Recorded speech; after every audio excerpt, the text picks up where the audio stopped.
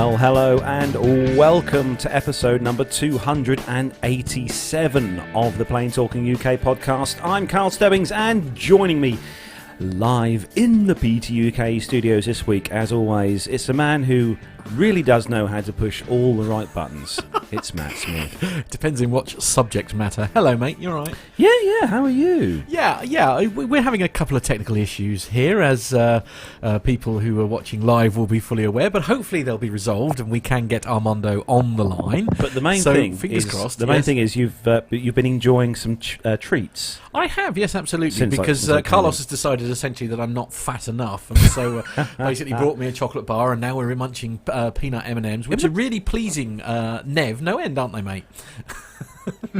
Yes, so joining us as well this week, as always, it's the king of everything technical. It's Neville Bounds.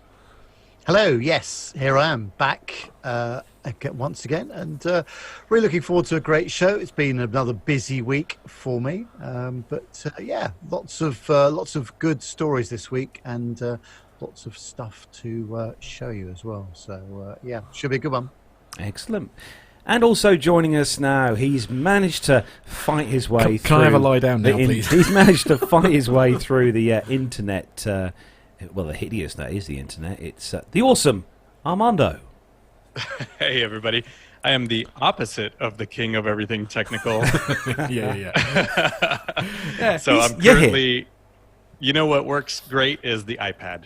The iPad hooked up to the microphone works fine. Okay. While my computer... is having a meltdown. Yeah, recovers from its meltdown. Yes, okay. Lovely. Good news. Well, at least you're here. That's the main thing. You've been missing for far too long. Missing in action, I think it's fair to say. So somebody had a little bit of fun at the Reno Air Show, I believe. Ooh. Guys, I can't wait to play out some of these interviews, but it was just a blast out there. I feel like it just gets more and more fun every time, and just amazing displays of airmanship. And I can tell you guys about it later. We have a great interview with James Stringer, who was he's a Brit that comes all the way over to race in Reno. But we had some just really, really neat and challenging situations. The weather was challenging, and some of the aircraft had some technical issues that resulted in pretty big issues. One aircraft ended up burning up on the runway, but the pilot was just fine. And in fact, it was Jody Ruger. Jody. Yeah. So her fiance Sean had just an amazing story. It was a simple gear issue. This is the 30-second version. A simple gear issue that turned into an electrical issue, combined with electronic ignition, turned into an engine issue. So one thing led to another, into a dead stick landing with him, no gear, landing it on the runway, skipping it all the way down the runway because he had too much energy. So his new call sign is Skippy. Right. But we can joke about it because as soon as he came to a stop, he jumped out of his airplane and watched it quickly be engulfed in flames. Oh, wow. But at least he's safe. Yeah, he's safe, and that afternoon he came back and debriefed all the rest of the pilots, which is what I love about Reno, is they're competitors, but there's an amazing camaraderie between all the pilots and the crews, and everybody's there to learn from each other and keep it a safe environment. So really just great time out there, and I'm already looking forward to doing it next year. Fantastic. So as Nev said, we've got loads of news stories this week to get through, and as Armando said, we've got a great segment from Armando coming up later on the show, which is absolutely awesome. I had the pleasure of watching that this morning whilst I was having breakfast. All right, busy then, were you? I know. Date and time check, 20th of September. And just coming up to 7:05 here in the UK. Welcome to everyone who's joined us in the YouTube chat room this evening. Chris Griggs, hello to you. Richard Adams. We've got Owen. Hello, Owen. He's in the chat room. Auntie Liz, Masha, Tanya W is also in the chat room. Also, Max Trescott is just dipped in to say hello. And Neil Lamworn, hello to you, Neil. Jan Hubner, hello to you, Jan. Nice to see you in there. Nicholas Hewitt, hello to you, Nicholas. Nice to see you in the chat room. Finally catching a live stream, he says. Hello to everyone. So hello to you, Nicholas. Good to see you in there. And also, we've got our main man, Micah, in the chat room as well this week. Yeah, the main man to the rescue, it's the main man to the rescue. Yeah, he was. Yeah. Yes. So welcome to everyone who has joined us for the live stream tonight. So we're going to start the show then, as we do each week, with our rundown of the weekly news from around the world and the UK. So if you're ready, Armando. Ready to go. Nev. Yes. Matt. Push that why button. not? Yeah, let's go.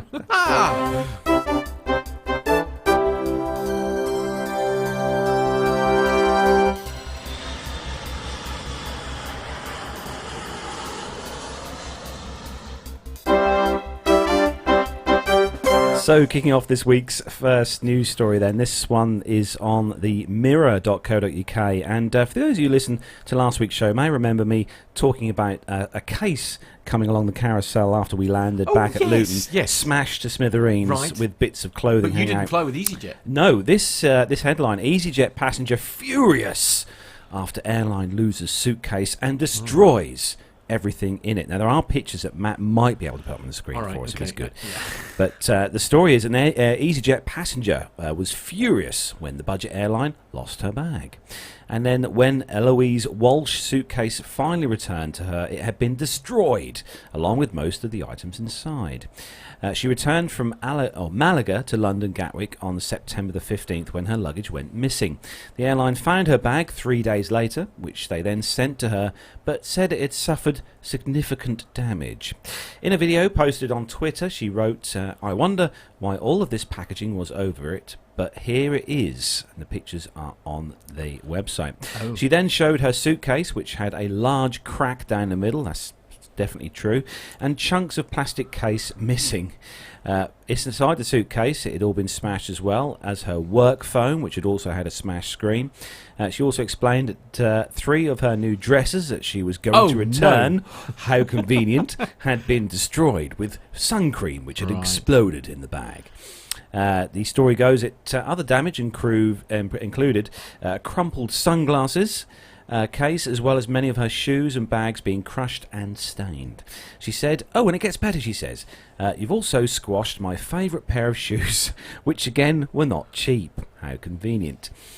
Completely and utterly squished, she also Do you think said. perhaps what might have happened is that she'd basically done all her shopping for holiday at Primark, and then this happened and decided actually this might be a neat way of managing to get all of her clothes up, get a designer wardrobe essentially. Well, EasyJet did respond via Twitter, did they? as the airlines love to do, apologising for the damage and recommending she contacts the damaged luggage team at EasyJet, where apparently passengers can claim up to £1,150 if an airline breaks your suitcase.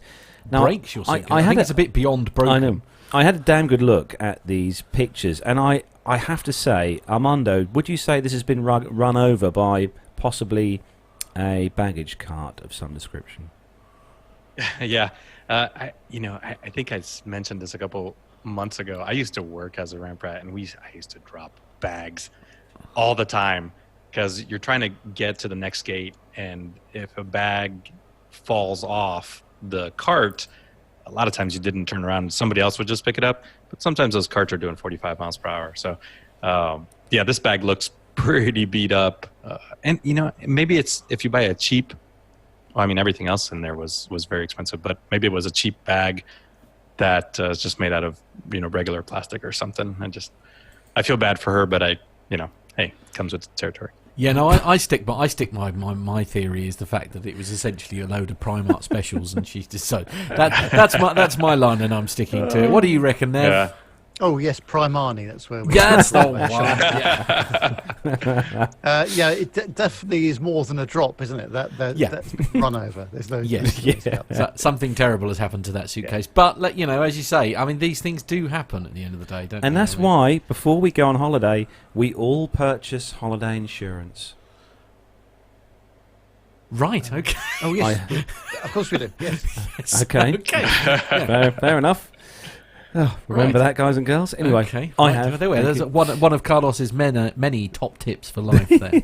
Indeed. So moving on to the next story for Matt, which obviously is going to be a Ryanair story. But, it's we're going to sort of tie it in with the Max story, so carry on, Matt. No, really? You're going to mix my We've two gotta get some favourite things Maxes. all together? Yeah. All right, okay, here we go.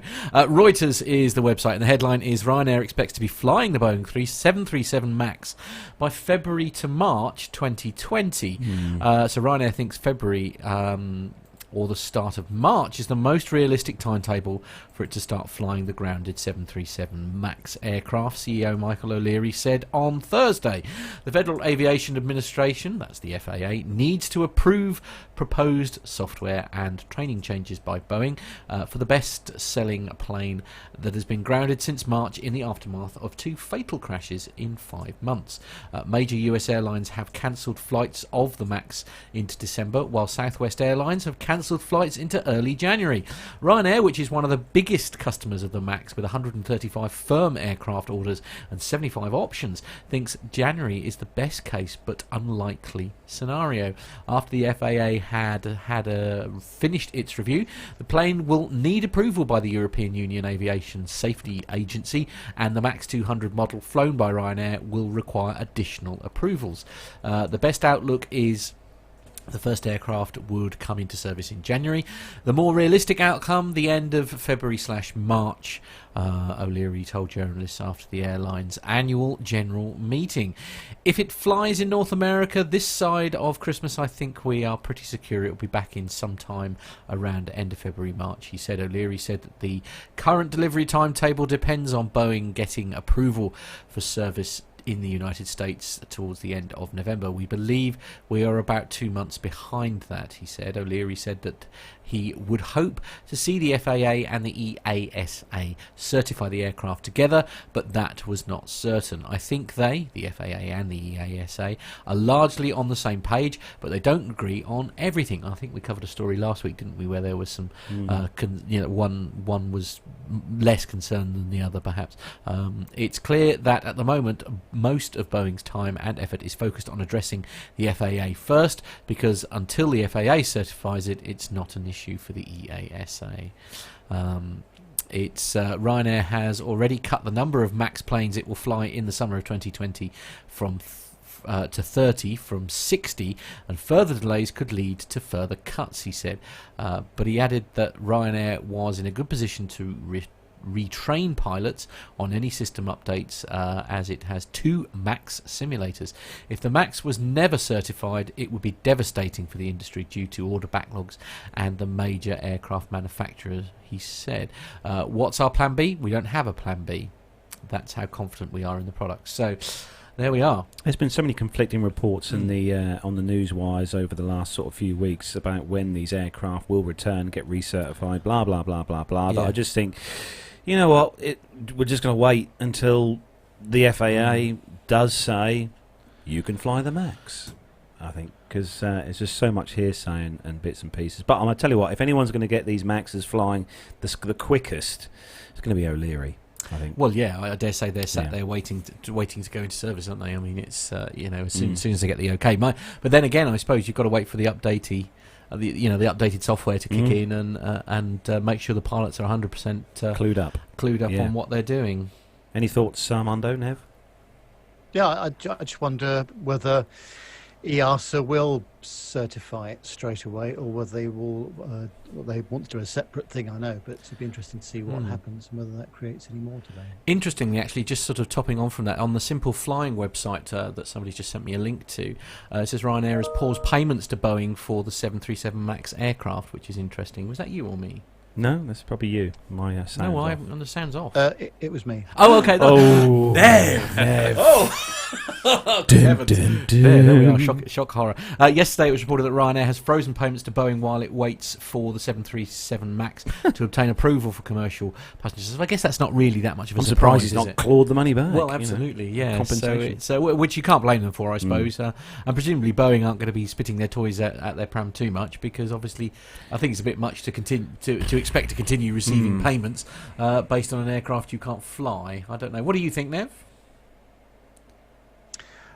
Oh, well, I would have thought that they cannot afford to have another moment here, can they? So they've got to make sure that it is spot on, that the crews are properly trained, and that everybody is happy with it. So whether the FAA and the EASA certified at the same time. It will be interesting to see. I think EASA might take a little bit longer, just so that they're absolutely sure, and they're doing it in an independent way. In fact, they've insisted on doing that. So we shall have to see.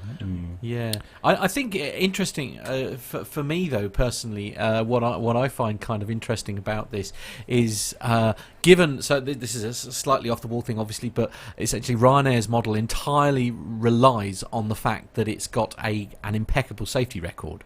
So if they're, I do feel that does say something about how they feel about this aircraft. If they're essentially willing to continue pursuing this, they must have confidence in the product. Otherwise, I'm sure Ryanair would be the first airline to say, nah, you're right. If they had any concerns over it, perhaps, as you say, because I think, we've said in shows in the past, haven't we? Essentially, if God forbid anything should happen to a Ryanair aircraft, essentially, the minute that low cost equals low safety, essentially, the model's dead, isn't it? I mean, if anybody's got more to lose over a 737 Max, Yeah, there's another bit on the Simple Flying website actually where it does say that according to the order books, there are over 4,600 of these Max jets yet to be delivered to customers. Wow, that's quite a backlog. 4,600. That's quite a backlog. Wow. Well, we saw pictures of the car park earlier in the year, didn't we? That's quite a car park. Anyway, moving on to the next story, and good news story for anyone in India who likes to fly with Neb's favourite airline. Ooh. Yes, and it's on the simpleflying.com, and I'm going to give this site 8 out of 10 for the font. Oh, brilliant. That's praise indeed, sir. Praise indeed. Not bad at all. Well, no. It says that Indian base is planned for British Airways cabin crew. BA is planning to open a cabin crew base in Hyderabad, India. The move is to provide more Telugu-speaking crew on the route from London to Hyderabad from 2020. India is an important market for British Airways. In fact, over the past 6 years, the airline has launched several adverts targeted at passengers travelling between London and India. Today, Business Travel revealed that the British airline is going to start basing crew in India. This will see Telugu speakers trained in London and acting as crew on the London to Hyderabad route. Around a year ago, BA announced it was closing its Hong Kong crew base.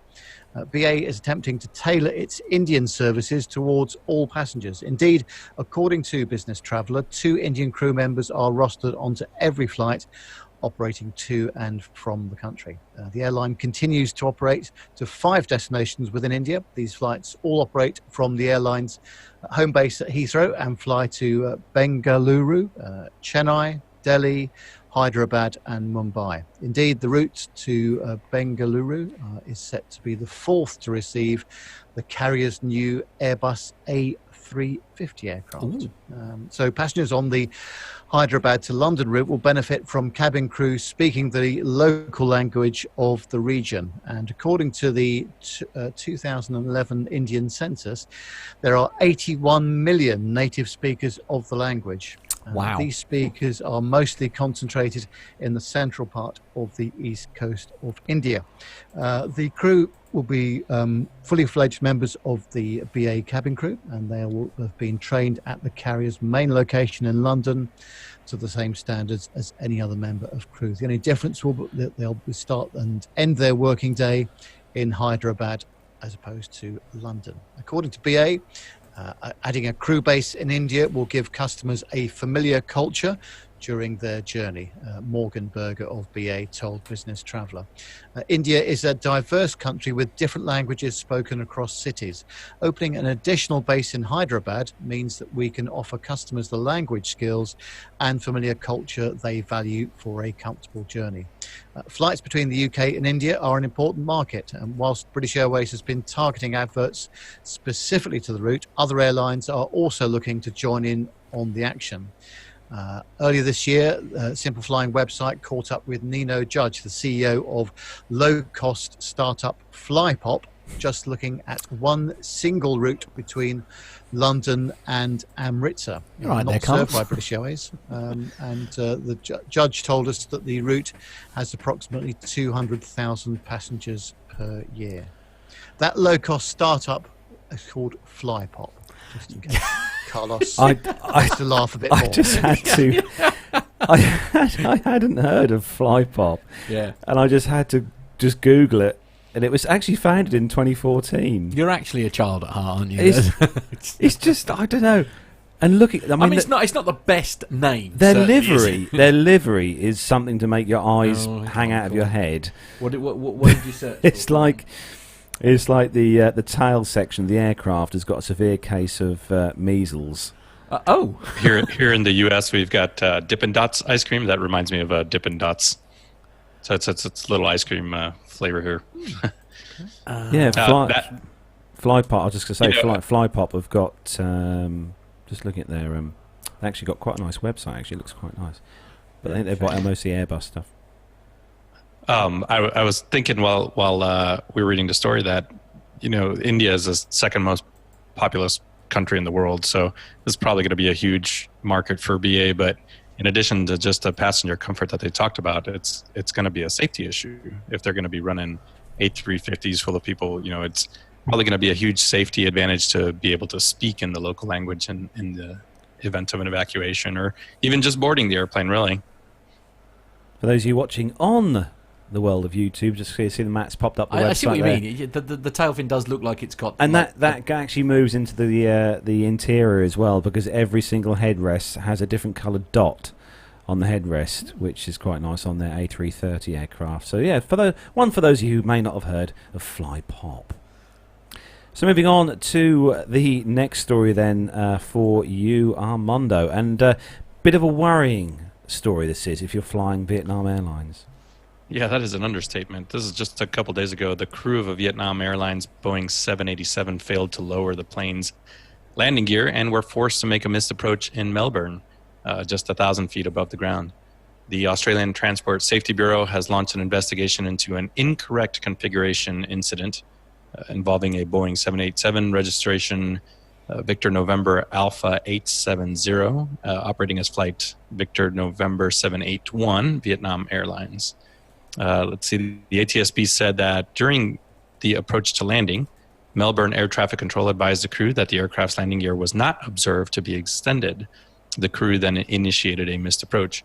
The 787 was only 1,500 feet above sea level when the crew initiated the go-around, according to Flight Radar 24. Melbourne Airport is 424 feet above sea level. Said that as part of the investigation, it will obtain information from the flight crew and additional information as required. They're looking to release a report on the investigation. Should there be a critical safety issue during the course of the investigation, the ATSB will immediately notify those affected and seek safety action to address the issue. Yeah, I can see this happening from a private pilot in a Bonanza or a light twin or something like that, but the fact that a 787 is coming down with no gear probably demonstrates to me a crew discipline issue, maybe a checklist discipline issue, training issue, and no safety checks being conducted by anyone on board. So,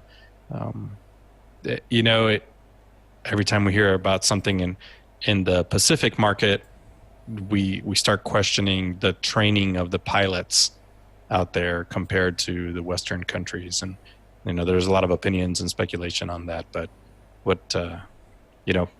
good job for the ATC controllers on preventing a mishap. Kind of think what happens with the checklist, on their before landing checklist. That they kind of go, flaps, speed brakes, landing gear. Oh, did anyone want a coffee while we're here? Yeah. Or, yeah. And that's a good point, Carlos. Sometimes that happens on whatever airplane you're flying, where you get a distraction in the middle of a checklist. And the way I was trained was to stop that checklist. You don't continue the checklist and say, oh, we'll come back to whatever, the gizmo being flipped to the ON position or whatever. You pause a checklist and you don't move on from that checklist until all of the items have been complete. But it's incredibly easy to get distracted from a checklist. But again, flying a 787, that I would expect more discipline from the pilots. Or that noise that comes out from the flight deck saying, too low, gear. Yeah, there are warnings also. I'm sure the 787 has some kind of gear warning. Perhaps if there's any Dreamliner pilots listening to the show, you can give us an email, drop us an email, let us know what possibly could have gone wrong here. Anyway, before we move on to the next story, going to say a quick hello to Andrew Hobson, who's watching us live at home tonight. So hello to you, Andrew. He's one of our employees at work. So hello to you, Andrew. Oh, I mean, if anybody else wants to give a shout out to the people they work with, by all means, feel free.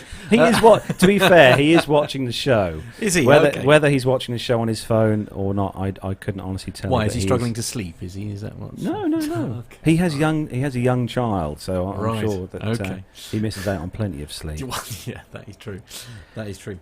So moving on to the next story. This one is on the CBS58.com, and it's the headline that's on everyone's breath. Everyone's they're just waiting to hear about this, and it's "What's in your airline's water? New study ranks water quality." Right. Well, it depends on where they're taking it from. I mean, if they're taking it from the toilet, obviously, then that's a different kettle of fish. I must admit, it's something that I generally don't tend to do on long haul flights, because you do have the ability to drink have from the fountain thingy. Right. And a lot of the large long haul airliners do have drinks fountain type things on the aircraft. But the study ranks the safety of onboard water on several of the US based airlines. This water is used in tea and coffee and also in the bathrooms. According to a USA Today, the study based rankings on water test violations positive for E. coli water sample reports good. and the airline's willingness to answer water quality questions. The study says a score of 3 or more indicates the airline has relatively safe and clean water. So they've done a kind of top 10 of the best airlines. We shan't play the music, but the list of 10 goes as follows. So in the top spot is Alaska Airlines. Allegiant actually came in at number 2. Hawaiian Airlines in at number 3. Frontier in 4. Southwest in 5th. Delta Airlines came in at 6th. And well done, Matt, he's found the music. And in at 7, American Airlines. Number 8 was United Airlines. Good news for Brian Coleman, because I bet he loves a brew on the aircraft. JetBlue came in at number 9, and the airline with the worst water to drink, full of things you just don't want to drink. It's Spirit Airlines. Right. So if you're travelling with Spirit Airlines, the best drink for you is probably, a Spirit. Right, alcohol. Alcohol. Of some description. Okay. So experts, apparently, according to the survey, recommend passengers don't drink tea or coffee on board, and instead of washing their hands in the bathroom, just bring hand sanitizer. The study also looked at regional airlines. Air Wisconsin Airlines, which operates as United Express, received a score of 0.67. Wow, that's not a good score, is it? Yes. So I feel a bit bad now. I feel worried now. I had a coffee on board, last week. But on Ryanair? Yeah. But it didn't mention Ryanair, did it? So no, it didn't. So no. These are all that's because these it was all, so good. Armando, I'm guessing as you're based over in the US, does this worry you at all? It is a little worrying. I had to look up the numbers. So Neil asked, relative to what? Apparently in the study, it's a 0 to 5 scale. So I guess it's a little worrying that the highest score was a 3.3. So good job, Alaska Airlines. But it's still awful. That's the issue, isn't it? Of the regional airlines, only Piedmont scored above a 3. And is that an inkling as to what's mostly contained in the water? Yeah, it has. They talk about pathogens and coliform bacteria and E. coli. And, lovely. Yeah, so one of the things I picked up living in the UK was drinking a lot of tea, and that's usually what I actually drink on an airplane, but perhaps no longer. You see, you can take the American out of Britain, but you can't take Britain out of the American, can you? I'm guessing, Nev, that when you're flying BA, you normally tend to have the bottle of Evian or some. Oh yes, still. Yes, pre-chilled, obviously. Of course, absolutely. To accompany the caviar. Well, in those cabins that Nev sits in, there's actually just a fresh spring right in the seat behind him. Yeah, of course. Oh, God, I had no idea that flying with BA could be such a Such a marvellous thing. I'd And to love think to I see missed that. out on the opportunity to fly with BA this week. I mean, honestly, it's disaster, isn't it? I just Yeah. have visions now of sitting on board a flight with me and Nev on board in November on Right. the way to Dubai and having a fresh spring Oh. flowing through Flowing the to cabin. the aircraft. Right, Yeah. okay.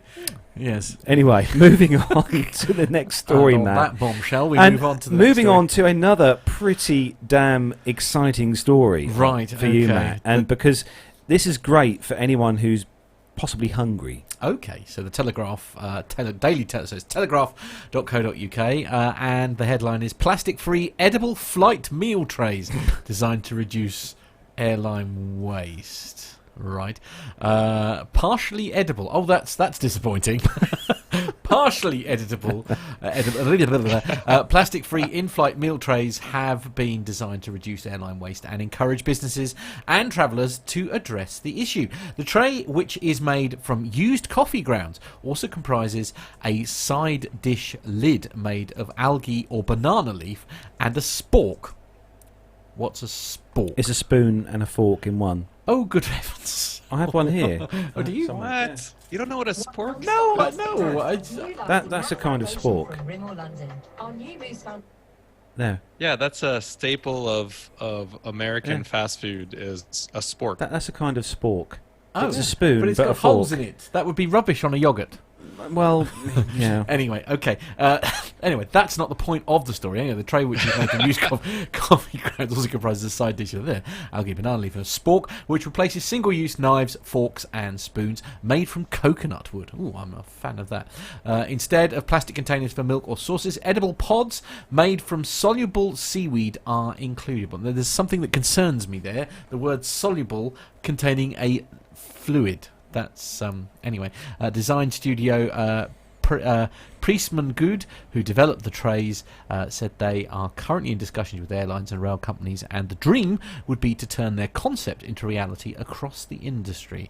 The trays are part of a new exhibition at the London Design Museum titled Get On Board, Reduce, Reuse, Rethink, running until February next year. It's estimated that around 5.7 million tonnes of cabin waste, including single-use plastic, earphones and food waste, is generated on passenger flights every single year. Is that really still a thing? The single-use earphones. Earphones. I didn't think you got earphones in flight these days. Some airlines, I think, still do to provide headphones they? for you, but a lot of them do take them back at the end of each flight. Oh, okay. Mm. Right. Okay. And I know Emirates supply them in economy. Right. And then you just put them back in the bag, and then they take them away, take and them they away and get do cleaned and something, refurbished and This then is, reused. I'm holding up Finnair's offering here. Oh, Their idea of noise cancelling headphones that they supply. Oh, this will be great! You know, nice pair of Bose or Sony ones. Sennheiser. Right. Yes. So these are sort of sealed in a little bag. Okay. Did you use them just out of curiosity? No. Okay. I took mine. I'd just be intrigued to go, because I mean the last time that you just took them, fair enough. I mean the last time I was on a flight that gave you free headphones if you like to do it, and the sound was so awful I ended up just not listening. I couldn't bear it. They were so tinny. I was Well, just these ones have got the. This is what I don't understand. You know, they've got two mono jacks. Yes. So they've Yeah. this is what they've got. Why don't they have a stereo jack, a single pole thing that every other set of headphones has? Well, don't quite understand. I do know now. I can sort of answer the question of that, because I know originally it was something that the airline used to make money out of, wasn't it? It was just to discourage you from taking the headphones and nicking them when you left because yes. that was the whole reason for having because that's why it's so different to anything else that you've ever had, was literally to stop you from nicking them. But obviously nowadays they're sort of tending to go the other way, aren't they? Where they are actually putting in a 3.5 inch jack in, just because it's. I'm pretty sure. Not I think 3.5. What is it? 3.5. Oh, 3.5. Yeah. yeah. I'm pretty sure there is an airline. Nev will probably know. I'm sure it's one of the. It might be in BA First or Emirates or one of the big players. That in business or first class they do supply you. I think is Bose headphones. It is. Yeah. Yeah. Oh, good heavens. Wow, which is nice. that sounds But edible delightful. food trays. Yes. I look forward to this. I don't think you're going to be. I don't think it'll ever be edible per se, but I do like the idea of it being from organic matter. And I know from many years ago now, when we used to do the Cambridge Folk Festival, because as many of you know, that Mum was big in the world of catering, and we used to do the Cambridge Folk Festival each year, and we used to do like bangers and mash and pie and mash with red wine and onion gravy or parsley liquor or whatever, depending on your thing. And I know I have to say Cambridge City Council was very much ahead of the curve when it comes to, because the Cambridge Folk Festival is actually run and operated by the Cambridge City Council, and one of their conditions of you being permitted to sell food on one of their sites was that everything that you had was in biodegradable, but it wasn't biodegradable. It had to be like this, recycled. So there were lots of conditions, and I'm going back sort of 10 years. So it probably is about time that the airlines and everything sort of did catch on. But then I suppose we have got a bit of a throwaway culture now, haven't we? When you think coffee cups, I didn't realise until recently, but the vast majority of the contents of the coffee cup is unrecyclable. You can't recycle it, and I presume because of what some of these trays and stuff were made up, that was the same too, is that they weren't recyclable. Of course, in first class it's not an issue because it's actually crockery that they bring you, isn't it? Yes. And then they wash it up and reuse it, presumably. But I guess that would just be ridiculous to have crockery in economy. No? Oh dear, I do love our chat room. Uh-oh. Every week the chat room just provides us with so much love. Okay. And Neil Lamworn has just said that maybe they should make the aircraft out of soluble seaweed as well. When it comes to the disposal time, just flush it down the toilet. Yeah, cut out the middleman. Yeah. Well, yeah, that's true. Good. Or you could just land it in the sea and let it sort of. No, okay. Yeah. God, imagine the Miracle on the Hudson in that, with a seaweed-based plane. I don't think it'd have been quite such a successful incident. Anyway. Positive outcomes, anyway. Moving on to the next story. Nev, I picked this one for you because obviously you have flown on this aircraft, and it'll be interesting to see what your take is on this story. Yeah, this is on the demage.com website. I do beg your pardon. Yes, D apostrophe Marge, Oh. M-A-R-G-E. Well, there we are. New one on me. This is about the BA 320 Neo aircraft. And there's just been some information about this aircraft, which it says might make you feel even more uncomfortable. Oh. As The Sun reported on Tuesday, a new report has found, due to the addition of more seats on the Airbus A320 Neo, the aircraft could be too heavy at the back with passengers. The problem affects both BA and Lufthansa, who have both purchased the refitted A321 Neos in recent years, leaving the two carriers no choice but to make the back two rows of these jets unavailable for purchase. As travel website Head for Points revealed on Monday, BA and Lufthansa had managed to keep this information quiet for about 2 months after concerns were raised in a July EASA report. The report detailed how the toilet was removed from the back of these jets to fit in an additional row of seats and replaced with micro toilets built into the back wall of the galley, as well as how the seats behind the emergency exit door were replaced with no recline, ultra thin Recaro seats. To allow a second additional row of seats to be fitted in. Unfortunately, for the space and money maximising ambitions of the aircraft designers, not only have duty-free sales dropped because there is now no space in the galley for the trolley, but computer testing has revealed that this centre of gravity shift could be a problem in the case of an aborted landing where the nose of the aircraft needs to be raised quickly. Oh. I think go around is what you would call it, not an aborted landing. It says, to summarise, a major engineering problem in one line. This has caused a problem. There's now too much weight at the very back of the aircraft. So whilst the EASA document stated this flaw was never encountered during operations, it was still deemed unsafe, resulting in the forced reduction of seat sales. Head for Points reports. Whilst there were almost 50 airlines flying the A320neo when this issue was identified, the presence of Club Europe caused an additional problem for BA compared to one-class airlines flying the same aircraft, because in Club Europe, the empty middle seat makes it difficult to move weight to the front of the aircraft. In order to address this, it appears that BA is often having to block the last 1 or 2 rows of the aircraft. This is dependent on the number of rows in Club Europe and other factors such as cargo and baggage loading. As well as not allowing passengers to select seats in those rows, cabin crew will also announce that passengers may not move to them after takeoff. Head for Points also reports that Lufthansa has had this problem as well on its densified A320neo aircraft, although in their case it only applies to 1 row as their business section is smaller than BA's. In response to this now public issue, a BA spokesperson told The Sun, like all airlines around the world, we work closely with regulators to ensure the safety of our fleet and fully comply with all recommendations. Lufthansa likewise confirmed in a statement Lufthansa will block the last row of seats on all of its 20 A320neo aircraft as of 12th of September. Row 32 will therefore no longer be assigned to passengers, not even to staff travelling with ID tickets. So even though sitting at the back of the plane, you may get better service, the theory being flight attendants are more likely to slip you extra food on the sly. As the rest of the cabin can't see. That's never happened to me yet. If you're travelling around Europe on an A320neo, you'll have to give this strategy a miss for now. I wonder if it's... I wonder if that affects the A321neo as well, or just the A320neo. I'll have to do a bit of research on that. But obviously, it's probably because they can't trim the aircraft as far forward as they would like to. Right. So that's perhaps what the thought is there. So forgive my.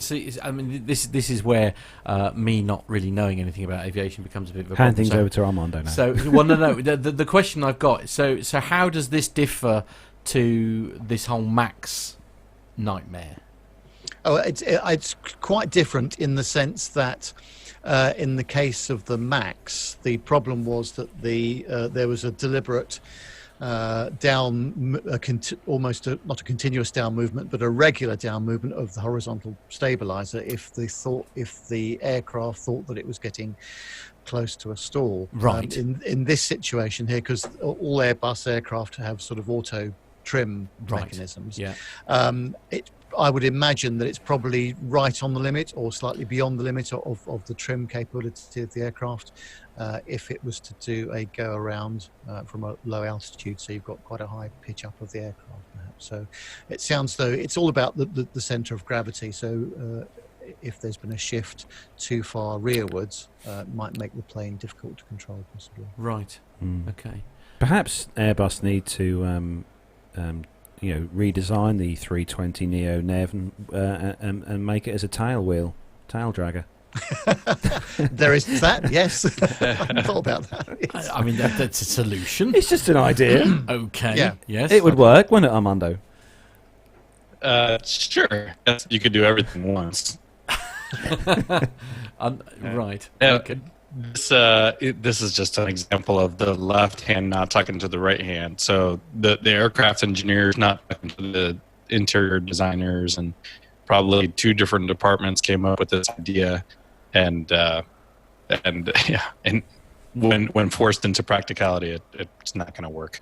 There are positive and negative effects of having a aft CG, but one of the biggest negatives of having an aft CG in any aircraft is it's poor spin and stall recoveries. So you may go faster, but you may not get out of a stall or something like that. So Wow. So sticking with you, Armando, for the next story, and good news for anyone who has a spare $250,000 lying around. Right. Yeah, Carlos, this is an interesting story that you picked because, as you know, I don't think I'm that experienced of a pilot, but I've had some great opportunities, and I did get a chance a couple years ago.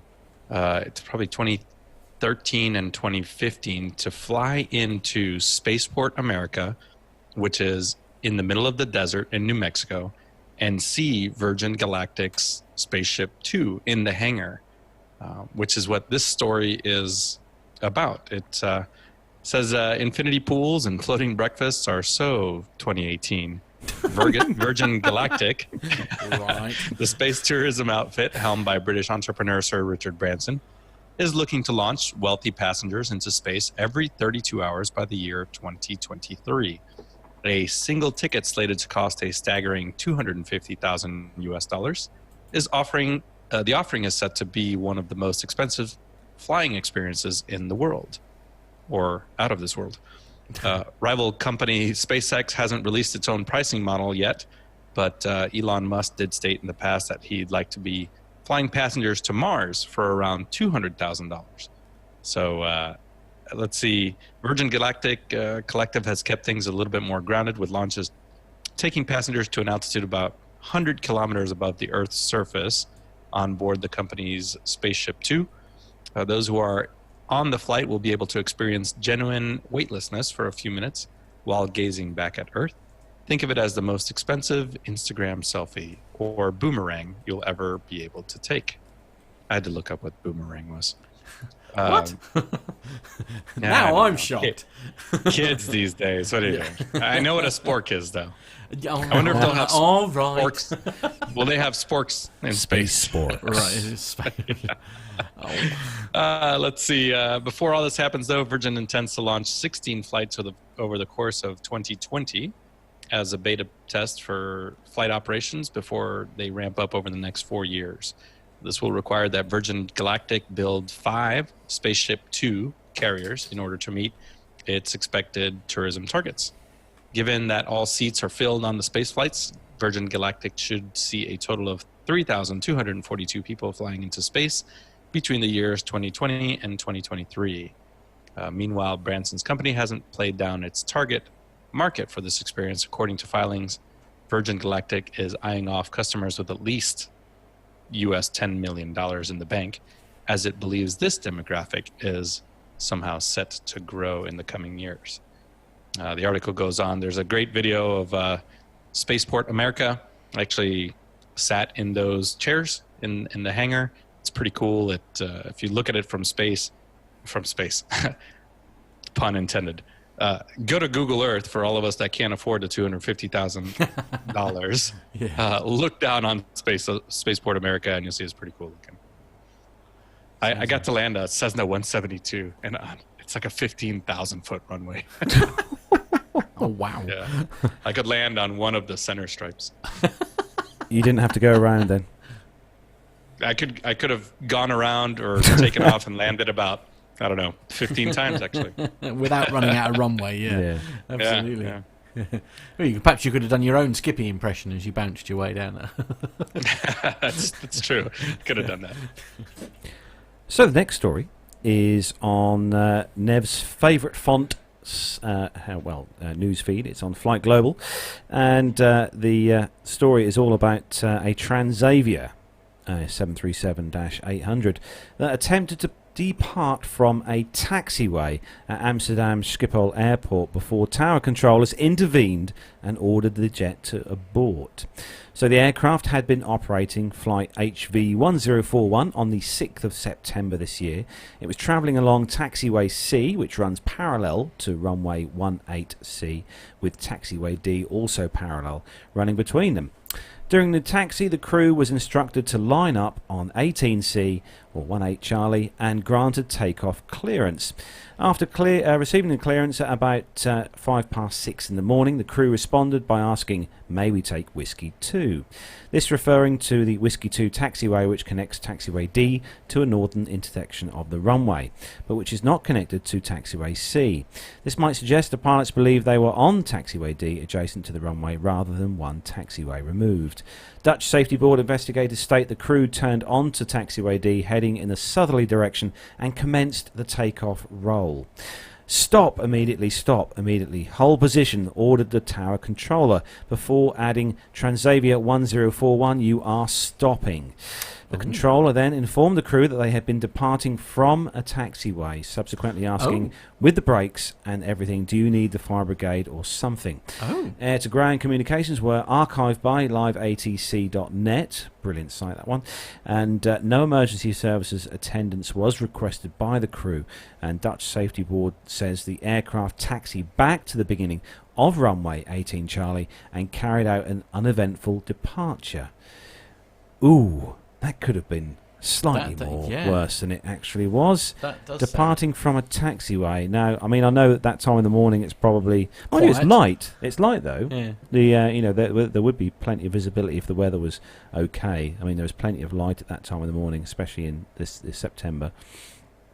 It's surprising that they made this mistake, especially with a lot of the flight decks having electronic flight bags which have the airport diagram maps on. And also, I think, Armando, most commercial airliners do have a kind of ground, a GPS ground map system on board.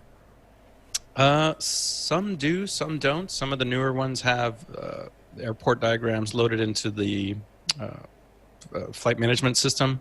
I'm not sure if Transavia does or not, but I'm looking at the Amsterdam airport diagram, and it looks to be about, 1,800 feet between each of the taxiways on 18 Charlie. So, it's probably a little bit of a loss of situational awareness on behalf of the crew. Now, it's not uncommon to take off from a taxiway. So especially in the commercial airline world, they'll have pre-calculated performance calculations to take off from different parts of each runway. So if you go to a big airport like Amsterdam or London or Chicago, you are able to take, if ATC offers you an intersection departure, they just flip to that data wherever it is, whether it's on an iPad or a piece of paper, and they can say, oh, Whiskey 2, the other 7,000 feet remaining, we've got the balanced field length for it. Yes, we can take it. But again, I don't know if Transavia has that kind of program set up. So once again, that's number 2. So good job for ATC for preventing a mishap. An incident, essentially. A busy airport as well, Schiphol. Very busy airport. I feel after this episode, I'm going to go to my local ATC tower and just order them a pizza or something. And I'm sure they'd be very grateful, my friend. They'd be very grateful. Yeah. Actually, just before we move on to the next story, yes. I just wanted to say that there's been a lovely little comment put in the chat room, which I feel I want to sort of read out. So this is from Jan Huvner, who said, fireplace in first use this season, a G&T, family away, and PT UK on the big screen. Thanks for the best Friday night in months. Oh, thanks, Jan. I mean, that's a very nice thing to say, isn't it? It is, yeah. Yeah, absolutely. I mean, a part of me feels sorry for him in the fact that that's his idea of of a perfect Friday night. Perhaps you should get some marshmallows in. Yeah, I feel like we need to go there immediately and take him out for a beer. I feel really bad. Come and see us, Jan. Come and see us, Jan. Yeah, absolutely. Yeah, come visit. Visit. Yeah. So, Matt, the next story I thought I'd choose for you because most of the words are unpronounceable. So, oh, brilliant! Thanks. This will end well then. Okay, so this is on the CNN. Good luck, everyone. This is on the CNN website, CNN.com, and the headline is Beijing Daxing Airport, International Airport, China's new mega airport is ready to open. I already hate you. China is poised to open a new mega airport to the south of Beijing, already home to the world's second busiest aviation hub ahead of the 70th anniversary of the People's Republic. Beijing Daxing International Airport will see its first commercial flight take off around September 20th, according to Chinese state media. Today. With main tenant China Southern planning to deploy an Airbus A380, the world's biggest airliner, for the maiden journey. The greatly anticipated airport ushers in a new era for air travel to and from the Chinese capital, which has been in desperate need of a second global gateway. The existing Beijing Capital International Airport is hitting full capacity, making it nearly impossible for airlines to add flights at desirable times. In 2018, more than 100 million travellers passed through its 3 terminals, making it only the second airport in the world to cross the passenger traffic milestone after Hartsfield, Jackson, Atlanta. China is projected to overtake the United States as the world's biggest travel market by 2022, which is not that far away. The multi-billion-dollar Daxing, designed by the late architect Zaha Hadid, and her Chinese partners is built for the future, boasting 4 runways and a terminal the size of 97 soccer pitches upon opening of the first phase, as well as customer service robots that will provide travellers with flight updates and airport information. The modest initial operational target is to accommodate 72 million passengers and 2 million tonnes of cargo annually by 2025. The ambitious master plan calls for the building of a total of 7 runways and moving at least 100 million passengers and 4 million tonnes of cargo a year through the airport. Construction for the $11.5 billion project began in 2014. With more than 40,000 workers on site at its peak. The terminal bears all the hallmarks of Hatted's signature contour lines, with plenty of natural light shining through its more than 8,000 distinct rooftop windows. Nicknamed Starfish by Chinese media for its shape of 5 concourses connected to a main hall, Daxing aims to reduce walking for passengers, a long complaint about many new mega hubs. The airport authority has promised a distance of no more than 600 metres, that's 655 yards, 650 yards, about 8 minutes of walking between security checkpoints and the remotest of gates, which is pretty amazing. I know. I mean, we obviously had the story not so long back about the large airport being built in Turkey. Yeah. Which I thought was huge. But when you look at the size of this, and as the story says, the picture, if Matt can put it on there, it does look remarkably like a starfish, I will say, from the aerial shot that they've got on the story. Good old Windows 10 has suddenly decided that it's going to do a random security update in the middle of the show. That's helpful, isn't it? But that story does give a kind of top 10 of the busiest airports in 2018, with obviously the airport you've just been talking about being in second place after Hartsfield Jackson. But London Heathrow comes in at number 7 out of those 10. With 80.1 million passengers, but what a huge airport! And the robots, helping robots to help you through. That doesn't alarm me in any way, shape, or form. So, what do you think, Armando? This airport may well take over your local airport, local hub. Well, it's only expected. The Chinese aviation market is the fastest growing in the world, and we've seen that from both aircraft orders and the number of pilots that are being trained here in the U.S., which is a great thing, because China doesn't have the best history of aviation safety until just about 10 years ago, where pilots started training in Western countries, and now it's one of the safest. So it's not surprising that they would build an airport this big. And man, if I ever find myself in China, I can only hope that I go through one of these cool new terminals and see what the terminal of the future will look like. Very, very awesome indeed. So Nev, next story for you, and it's good news for me and you, I think. It is, yeah, because we're off to Dubai in November for the Dubai Air Show, and this is on thesimpleflying.com, and it says that Dubai Airport has just begun free airside taxis to help passengers get around. Strictly speaking, they don't look like your conventional taxi, but rather they channel the golf buggy look. Oh. And they are only in Emirates dedicated Concourse B in Terminal 3, so we can't use it anyway. But it should be a handy service for people needing to get to any of the 26 gates in the Mammoth Terminal in a hurry, and Dubai Airport plans to extend the service to other concourses soon. A report in Arabian Business says that the taxis have been launched to help overcome issues passengers faced when having to get around Concourse B in a hurry. There are 15 8-seater buggies which have been fixed pickup and set down points, which have fixed pickup and set down points around the arrivals and departures level. Alternatively, you can just hail one when it passes by. But they're not the most glamorous vehicles. There's no roof and not a huge amount of luggage space, but they'll do the job for most people in a hurry. Passengers wrangling young children, the elderly and the infirm will get VIP access, but the service is available to everybody. In a statement, Dubai Airport said the introduction of Taxi DXB is in direct response to the needs of our customers. The design of DXB's concourses is very linear, which some customers told us they found hard to manage when they have to reach a gate at the opposite end, but lends itself perfectly to a closed-loop buggy service.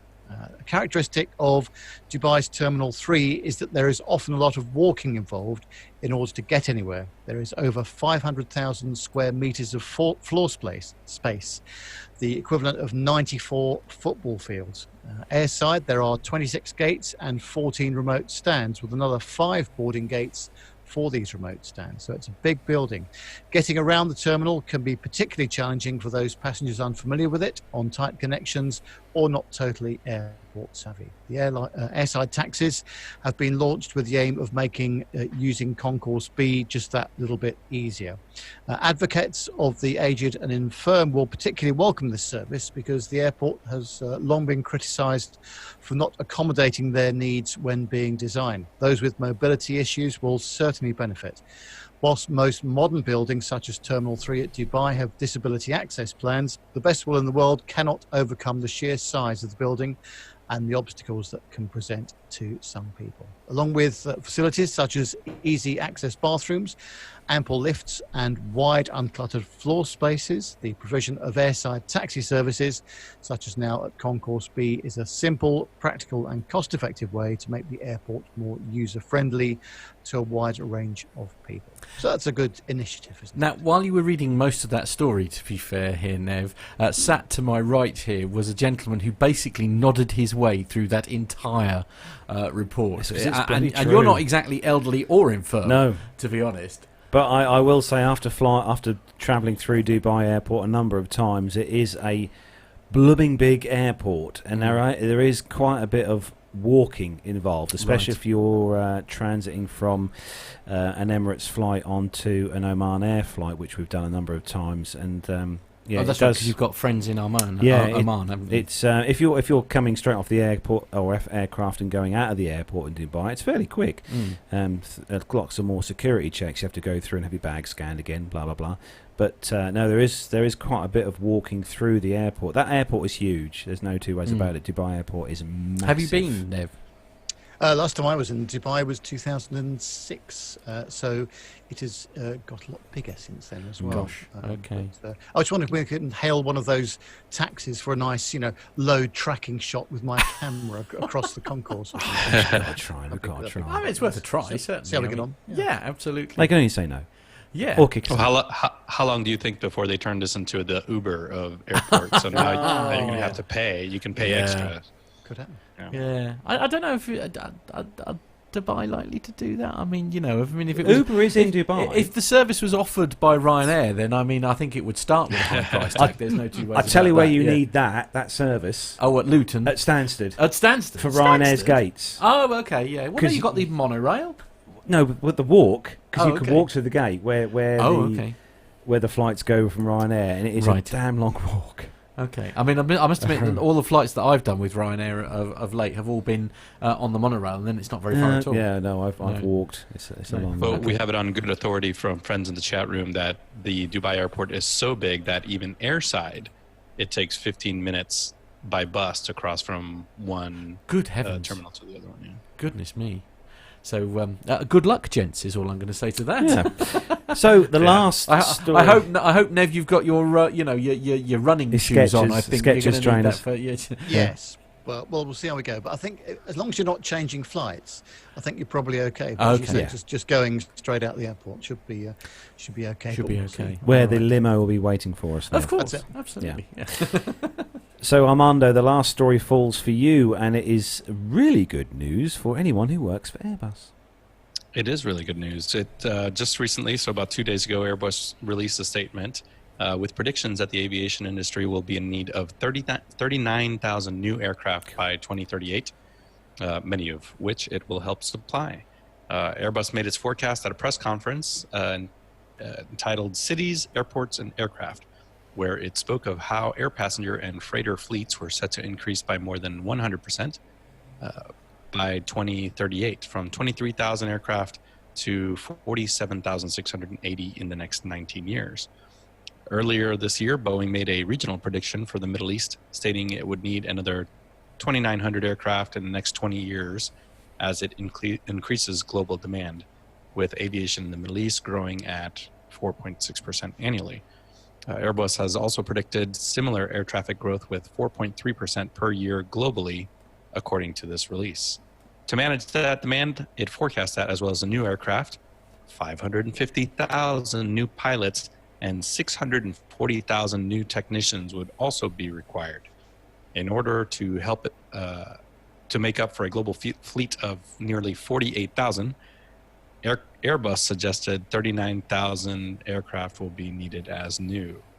The story goes on a little bit and talks about carbon footprints and Airbus trying to lead the way in that area, as well as some of the examples that we've already talked about this year from the Paris Air Show about Airbus growing quite a bit with some of its A220 orders and AirAsia, Air France, Lufthansa putting in some pretty big orders for a bunch of different Airbus aircraft. So it's a good time to just be in aviation as a whole. We say that now, and then, I don't know, 6 months from now, it's all doom and gloom, and it's all going to fall apart. I know, yes. No, Airbus have. I think Airbus have definitely had a good 2019 so far. I think they've certainly had a better 2019 than Boeing. Yes, I think it's safe to say. Safe to say. Yeah. Well, it's all relative, right? I mean, we're retiring A380s, and that's a pretty big hit. And literally 6 months ago, we were talking about what is the future of Airbus, and until the Max issue came about, and then now Airbus is in a positive light, and Boeing is just struggling to keep up, aren't they? I mean, there's definitely going to be somebody at Airbus who's with this whole scenario and this disaster essentially going on for their biggest rival, and there must be somebody at Airbus going, well. I just noticed in that story as well, we were talking about audio connectivity earlier on. Yes. It says that AirAsia also made a large order of 30 A321 XLRs. Oh! So obviously those are the connectors they're using for their headphones. Good quality microphones. That's what we want. Yes. Excellent. I mean, I'm not familiar with XLR in the configuration of receiving audio into headphones. First, I suppose. Oh yes, no, use that for intercom and talkback systems and that sort of thing. Oh yes, okay.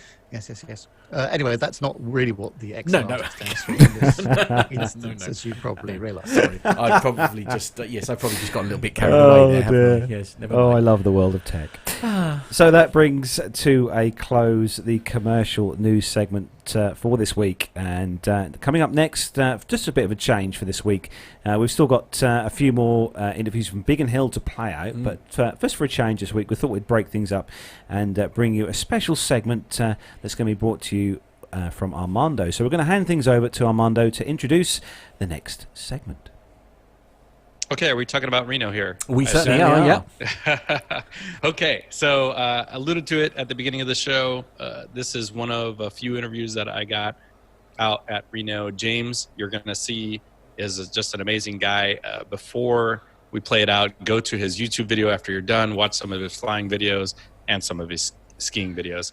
And if you're there in the UK, feel free to look him up on social media. It's James Stringer. He's the only one with a big red airplane on his thing. And maybe you can meet up with him in the UK. Really nice guy. So if you guys are ready, go ahead and play it out. Hey guys, I'm here with James Stringer. Now I met James a couple years ago here at the Reno Air Races, and I was immediately impressed, not by his airplane, but by his accent. But since it is a UK-based podcast, I figured we should interview the sole representative from the UK here in the sport class. So James, how are you doing today? Very good, thank you. A bit hot and sweaty now after the final here today. Hard work, very bumpy, but good fun. Good fun as always. So we did just finish up the sport class final for the bronze, and you finished? I actually got disqualified today. Oh no! For low flying on the last pylon, trying to catch the guy in front, dive down, and I just took it literally about 2 feet too low. Yeah. But that's racing for you. Well, they do maintain a very safe flying environment out here. It is very organized, and sometimes you just have those days, but you've actually had a really great week, haven't you? most certainly have. It's been very close. I've had Rick Vandam in race 22 ahead of me. I don't think he's been more than 100 yards ahead of me the whole week, and I've just not quite managed to catch him. But that's great. As long as you have your own little duel with someone, you know, there's got fun right there. So yeah, it's been really good. Yeah. Now you're racing. What kind of airplane is this? So I race Sport 49. It's an RV Super 6. So it's based on an RV6, but from the outset it's been built to race. Instead of a 4-cylinder Lycoming 360, it's got a 6-cylinder IO 540, 540 cubic inch, which instead of most RV6s have a 160 or a 180 horse engine in, and this one is about 330 horsepower. So packs a lot of extra punch. The wings have been shortened for speed, so there's a higher wing loadings, much heavier aircraft, and to counter balance the heavy engine at the front, the rear section's been strengthened and stretched. It's strengthened so that we have a higher VNE, so this is good for 300 miles an hour instead of the standard 200 miles an hour, and it's been tested at that. Fastest I've flown, it's been about 289, I think. Which is amazing for an RV, isn't it? It is, and yeah, it's absolutely solid. And when you get to days like today, where it's really, really bumpy, and you get some pretty high G-forces just from pockets of air, you know, you really feel safe and secure in a really strong plane. Yeah. Now, so James mentioned it's pretty bumpy out there today. Take us sort of through a lap around the course and how you get on the course, and what's it like to do a lap here at Reno? It just hurts your spine. The only thing it's bad for, it hurts your smiling muscles. So we typically take off. So today was 08. So we taxi out together. We line up on the runway. The pace plane is the last out. We line up at 45 degrees on. We split the runway down the middle to a hot side and a cold side for both takeoff and for landing. So we line up on the cold side. The pace comes past. Thumbs up. Final thumbs up. We've all done our run-up checks, etc. He will taxi past, and then he'll start his takeoff run.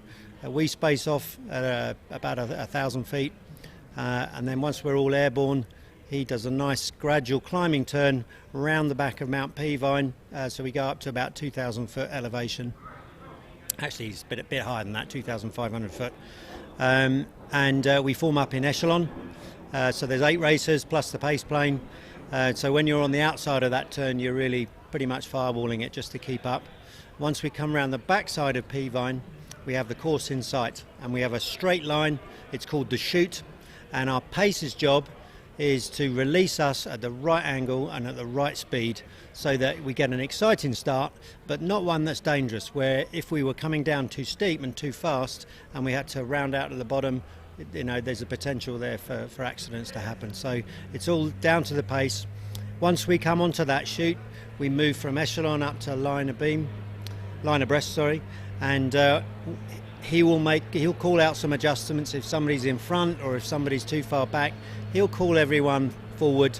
We don't have to be in a dead straight line, but that's what we're aiming for. But most importantly, we've all got the same momentum, so nobody's sort of zipping on through, nobody's pulling back. Once he's happy we're all stationary relative to each other, he'll say, "Gentlemen, you have a race." And that's where you just fireball it, push the stick down, and away you go.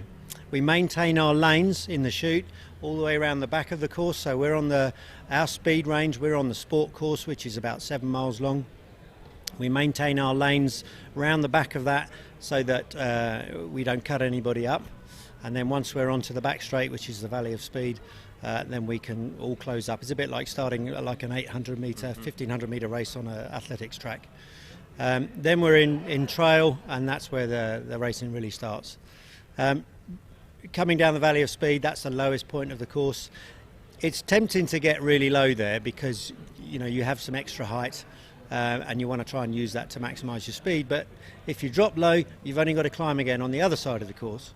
So we come down the Valley of Speed, we come round past Home Pylon, and then we go up to Pylon 3, Pylon 4, which is the highest point of the course. On the sport course, it's only about 150 feet higher than the lowest point. So we don't have such a climb as we do on the outer course. And then round the back pylons, it's all about keeping a nice smooth line, as tight as you can, but also as smooth as you can. And obviously, if there are other racers in front of you, you have to adjust your path. It all sounds quite scary. My bike qualified at 253 miles an hour this year.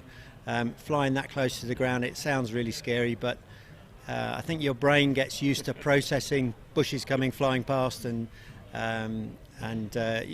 you become more and more confident. From a safety perspective, we have a minimum height of 50 feet. So each pylon is at 50 feet. You really need to have your head above the pylon, including the home pylon today. And the home pylon has the name Reno written on it from top to bottom.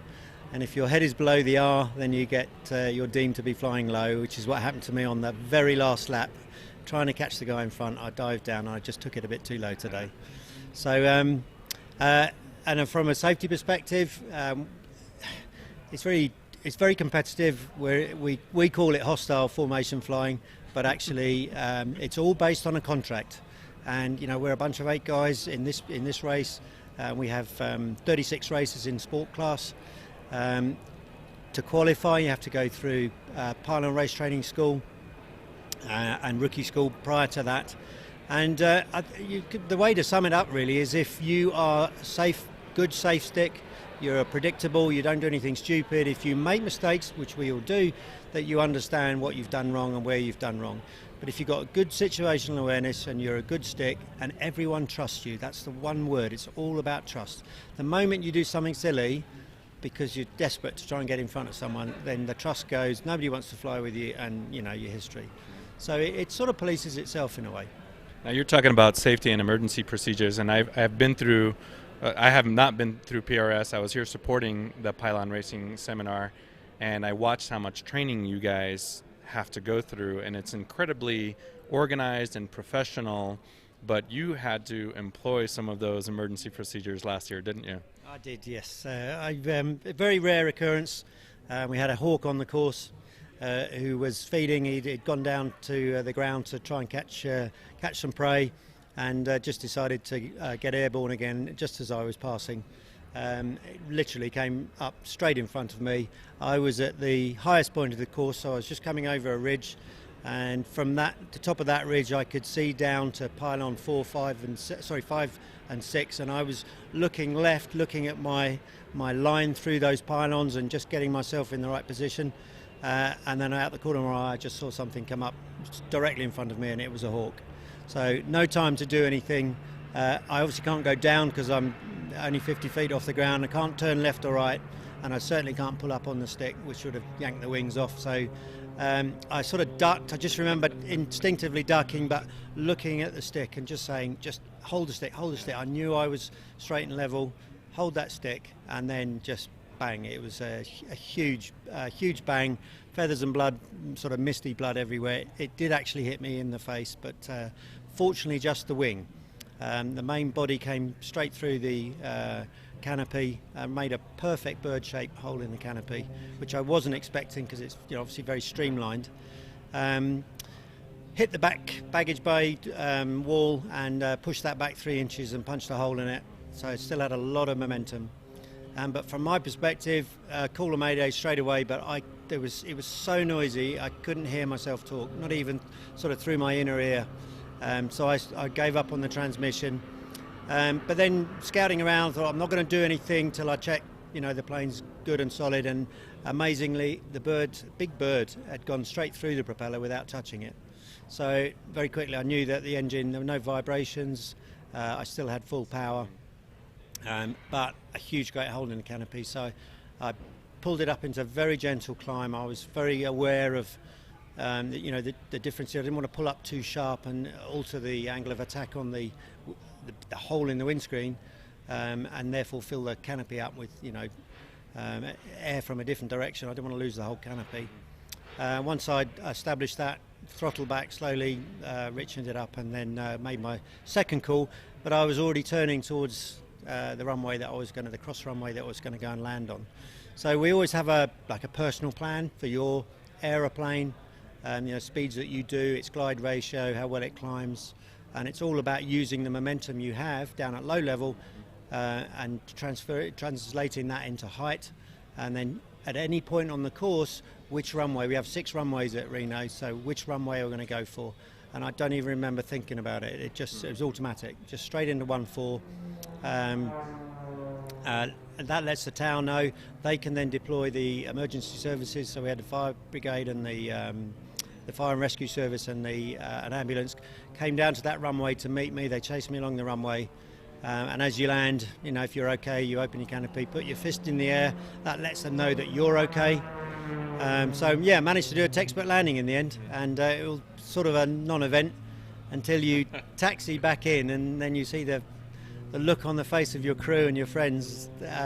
Most people expect a bird strike to hit a wing, but this one straight through the canopy. And it was it's all about the training and putting what you've learned into practice.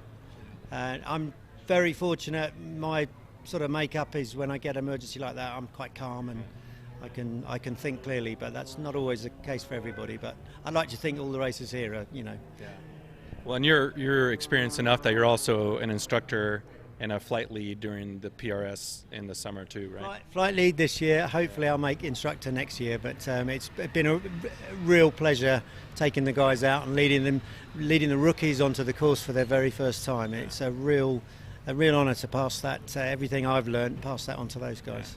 Now, I've been attending Reno in one way or another for about 4 years now, and you're very well respected in the sport class, so you have that going for you. Now, you don't just race here at Reno, do you? Nope. My Reno contacts, actually, I got in touch with a company that was formed, new company that was formed in Portugal in 2014. They did their first open race in 2016. They were looking for racers in RVs, so having an RV, and being a competitive sort of chap, I naturally put my name down and had the first race in Lisbon. It's the Air Race Championship. We had our first race in Lisbon in 2016, which was a great success. And we had an RV class, we had extreme class, which was sort of more aerobatic aircraft like Extreme Airs. We had quite a few of those there. And then we have a vintage class, which is yak racers. So I took part in the RV class, and I've been racing there for the last 3 years. So it's been really good fun. I have an RV6 at home, my own, which I didn't build for racing, but fortunately it's very clean aircraft and very light, and it stood me in good stead. And I managed the second place this year in Pontosaur, which has been my best result so far. Yeah. Now, what's your home airfield in the UK? So I'm based at Gravely, which is a small farm strip in the Luton zone. 500 metres. I keep the plane in an old hay barn. Pretty rustic stuff, but it's great fun. Yeah, well, I loved the couple years that I was over in the UK flying. I fell in love with it. It's just quintessential flying over hedgerows and beautiful churches and castles and towns that are hundreds of years old. I loved flying in the UK. And of course, probably one of your favourite pastimes while you're flying is checking out all the abandoned Second World War US Air Force bases, which of course many of our airfields are based on. With a lot of history there, a lot of history. Now, is that where you learned how to fly? Actually, it all started for me in 2002. I did a heli-skiing trip, and I used to work as a ski instructor, and skiing's my big thing, and it probably the best day skiing of my life, just being shipped up sort of 5,000 feet in a helicopter and then having an hour to come down and then straight back up again. But I found, weirdly, I couldn't wait to get skis off and get back in the helicopter. And I thought, something's up here. So I had my first lesson at Panzanger Aerodrome a few weeks after I got back. I did a few lessons there, but I was a bit impatient with it all and the English weather. So I booked a 2.5-week holiday to California, and that's where I got my license. Well, that's great. I tell you what, I follow your YouTube channel, and some of the videos that James posts on there are amazing, both from Portugal, from here, and from your skiing. So I'll put a link to that in the show notes, and you guys will be able to go over to his channel and check that out. Now, before I thank you for your time, we always end with one question. If money was no object, what aircraft would you fly in the world? Past, present, future? Ooh, that's got to be, it'll be a toss-up between a Spitfire. It's got to be a Spitfire. But, of course, being a racer, I would say a Hawker Sea Fury. Right. You may get that opportunity here in a few years. You never know. Keep doing things right. You never know. We'll see. James, thank you so much for your time. It's been a pleasure not just talking to you, but watching you race all weekend. Great. Thank you. How cool was That that? was brilliant. Armando, big round of applause. Yeah. How good was that? Yeah. Definitely. What a stand-up guy, James Stringer, and his crew chief Martin was great, and man, those guys put in some hours to make sure that airplane is safe and ready, and he had a great crew, and everybody loves James in the pits. It's probably the accent, but Yeah, I mean that's a good start in America. Certainly, all you need is a British accent. You can get away with lots of things, really. But yeah, no, really That good. was interview. brilliant, Armando. Yeah, no, thanks very well much done. for sharing that Very with much us. well done. It's very good. Now I notice you've put the link in the chat room to that. I'll make sure so that's that- included in the show notes. Obviously, when we publish this. yeah, perfect. And I think let's see, who was it? Richard Adams in the chat room was asking if there's GoPro. Yes, this year was the first year that they have live streaming. So if you just go to airrace.org, or if you look up the Reno Air Race Association on YouTube, they're 8 hours long. So because they live streamed the entire day from, I believe, Thursday through the final races on Sunday. So all of the qualifying and the heats and the semifinals and the final races. So if you have nothing else to do, you can watch probably 50 hours of air racing with all of the classes on YouTube. Just look for the Reno Air Race Association. To be fair, Jan, forget watching this drivel. What you need to do is take yourself off to YouTube, and you need to go and watch those. That'll be a perfect way to finish your Friday night off before the family return, I think. Really. Now, I understand, Armando, you've got a few more for us to look forward to. Yeah, that's right. So we're going to hear the second and third parts of George Catalano's interview, which he kind of talks about how he got to Reno and what it's like from his point of view. Now, he races a little bit faster airplane than James's.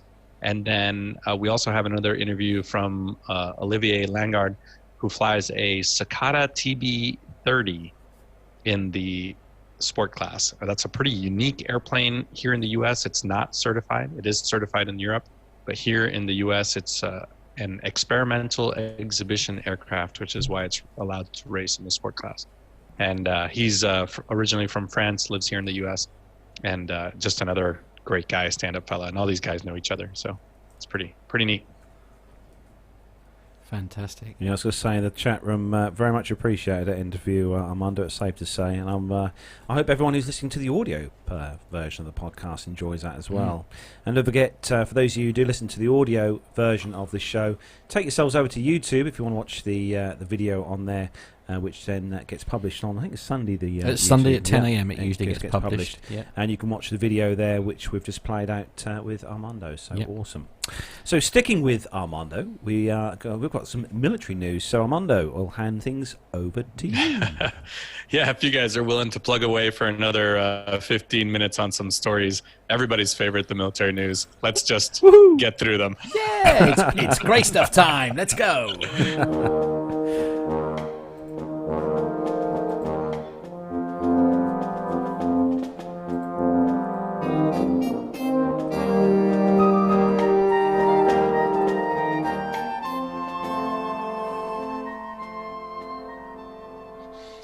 All right, so this first story is from popularmechanics.com, and the U.S. Air Force has officially designated the service's new jet trainer, the T-7A Red Hawk. The name celebrates the pilots of the 332nd Fighter Group of World War II. Manned by African-American pilots in a segregated U.S. military, the 332nd flew fighter planes with a distinctive red-painted tail for identification purposes. The jet is also named in honor of the Curtiss P-40 Warhawk fighter, flown by the African-American 99th Fighter Squadron. The jet will replace the T-38 Talon in Air Force service. The aircraft was named at a special event held at the Air, Space, and Cyber Conference. Acting Secretary of the Air Force Matthew Donovan told the audience that the trainer, set to enter service in 2023, will better train future fighter pilots for flying fifth-generation fighters such as the F-22 and the F-35, than the 1960s era's T-38 Talon. The T-7A will fly with its red painted tails. It is a staple of new generation aircraft. The Red Hawk offers advanced capabilities for training tomorrow's pilots on data links, simulated radar, smart weapons, defensive management systems, as well as synthetic training capabilities. The jet commemorates the famous Tuskegee Airmen, African-American men who in 1940 came from across the country to participate in aircrew, maintainer, and air traffic control training at Tuskegee Army Airfield in Alabama. At the time, the U.S. military was a segregated organization with the Tuskegee graduating all all-black fighter squadrons: the 99th, the 100th, the 301st, 302nd fighter squadrons, all under the 332nd Fighter Group.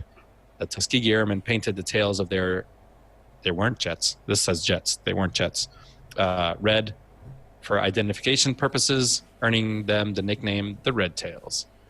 The article goes on a little bit, but this is a wonderful way to commemorate the Tuskegee Airmen, which there are not many left surviving. So if you go to Oshkosh, you go to Sun and Fun, some of the big air shows, you may get a chance to see some of these extraordinary gentlemen talking about their experience as a Tuskegee Airman.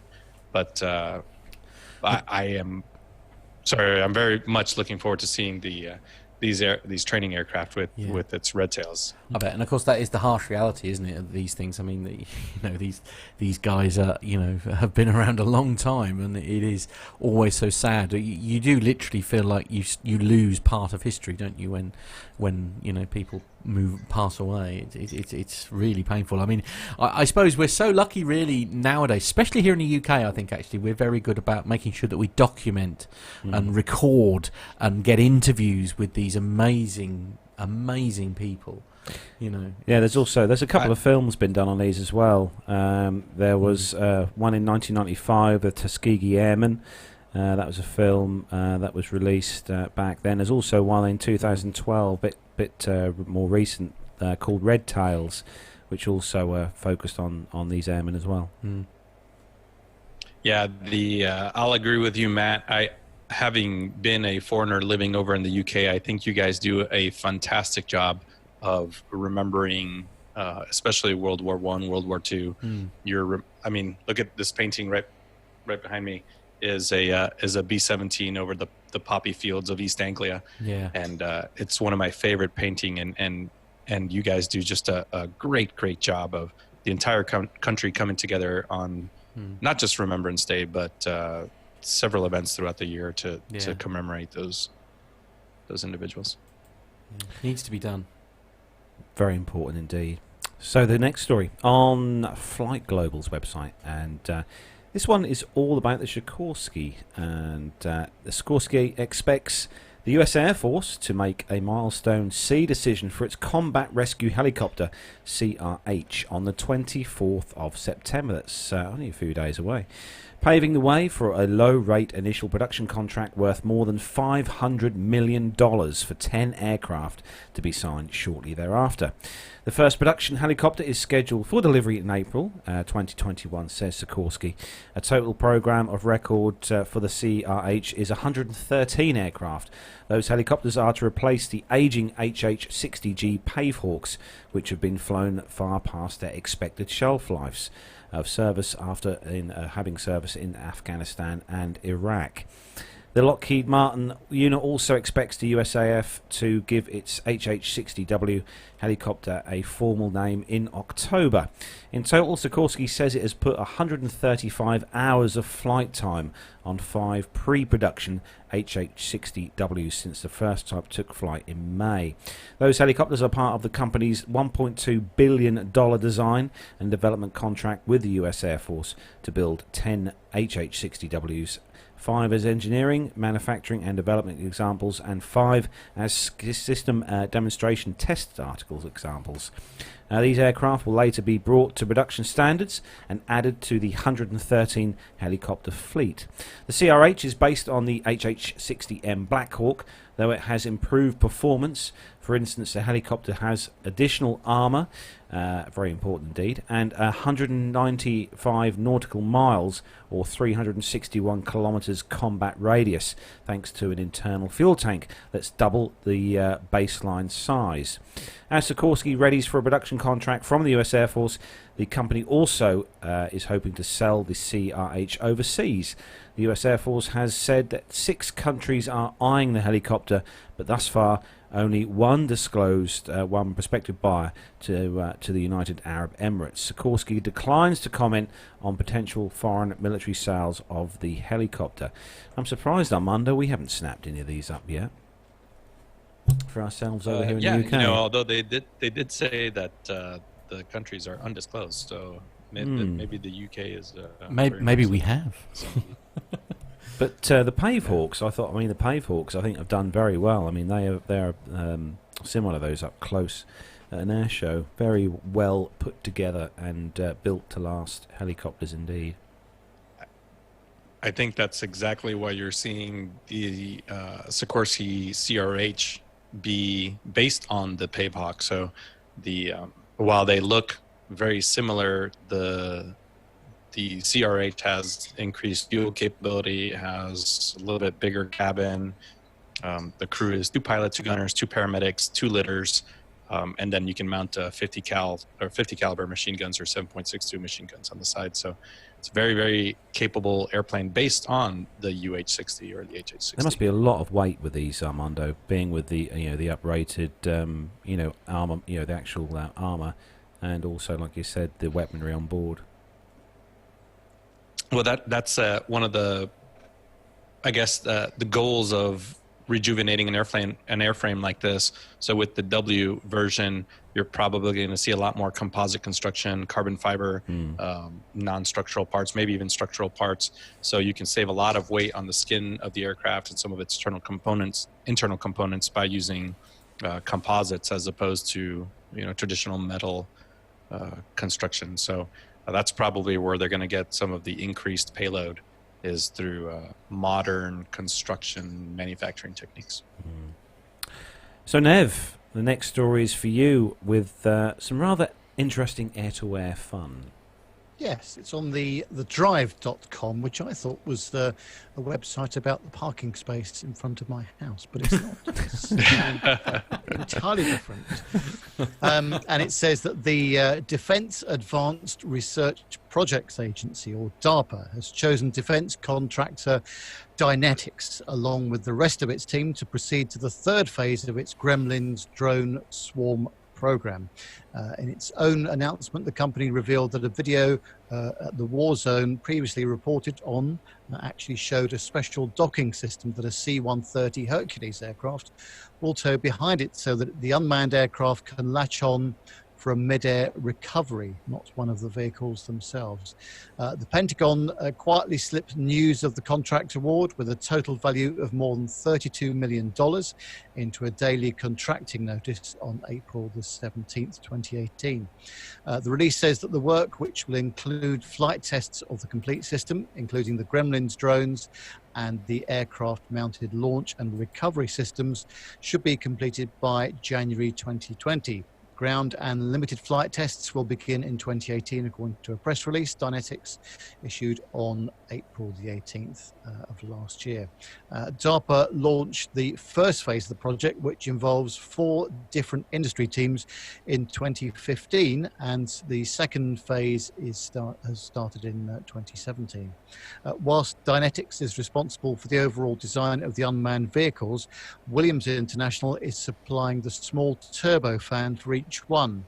Moog is building the control actuation systems, and the Sierra Nevada Corporation is designing the drone's precision navigation system, as well as what the company's own press release calls multi-vehicle control services. It's worth noting that Williams has a long history of building small, high-efficiency jet engines for cruise missile, such as the Tomahawk land attack missile and the AGM-86 air-launched cruise missile, as well as various X-planes, including Lockheed Martin's secretive X-44A. Airborne Systems is also producing a parachute recovery system for the drones. Kratos, one of the previous Gremlins competitors, has now joined Dynetics and will be responsible for putting together complete drones. Applied Systems Engineering, Inc. is building the flight computer that will tie everything together. The unmanned air vehicles utilised in these future operations will carry a variety of different sensors and other payloads working together to manage and conduct complex, highly adaptive operations in contested environments. Tim Keeter, Dynetics Gremlins Deputy Program Manager and Chief Engineer, said in the company's press release. When they complete their mission, they return to airborne manned platforms to be recovered to a forward operating base where they can be quickly refurbished and put back into flight. The potential to overwhelm an adversary continuously with multiple volleys is tremendous. Keita's description gets the core of DARPA's plans for the project. From the very beginning, the goal has been to develop a complete drone swarm system wherein C-130 type aircraft and maybe even eventually fighter jets and bombers launch the vehicles at standoff distances away from enemy defenses. So that's quite a good example of some new technology, but it takes 3 or 4 companies to realize to sort of make it happen, essentially. Yeah, definitely. Yeah. I just think it's amazing how they're going to put this together. Doing kind of this in-flight stuff with drones and such as the C-130 or whatever, collecting these from the skies. There's got to be some definite precision flying from both aircraft on this particular system. I mean, I suppose the unmanned drone, I suppose, is perhaps easier. You can use GPS, but of course you can't really do such a thing on with the actual the A400M that's essentially going to sort of top it up or grab it out of the air. I mean, it's probably if we adopt this in the UK, I suppose we'd probably use the 400M to do this. Well, I'm gonna beat Micah in the chat room to this, which is a rare occurrence. But so mid-air retrieval of aircraft is not new. It's been around since the 50s. Okay. See, I beat him to it. Look at that. Oh my! Yeah, God. I think back in the 60s, C-130s actually were already being used to recover different satellites and things coming from space, as well as there's been efforts to catch parachutes in flight and other aircraft, and I think there's been some missile tests where they can catch missiles mid-flight for research and all kinds of stuff. But I think what's new about this is the technology for the drone itself to sort of hone in on its recovery hook or whatever it is that they're gonna use. Yeah, Micah in the chat room is talking about the recovering people from the ground. I actually got a chance to fly in one of those airplanes with the Fulton recovery system, and it was this crazy contraption. It's basically just scissors on the front of a C-130. Oh wow! And a survivor would just sit on the ground, blow up a balloon. The balloon would go up into the sky, and then the C-130 would zoom at low level and catch it in the scissors. The problem with the whole project was what happens next is an incredibly violent lifting of the person from the ground into the air. It's an airplane doing 140 miles per hour. So I think a couple of people broke their backs and broke their necks. And they said, it's a great idea, but let's not put it into use. It's going to smart a tad, certainly.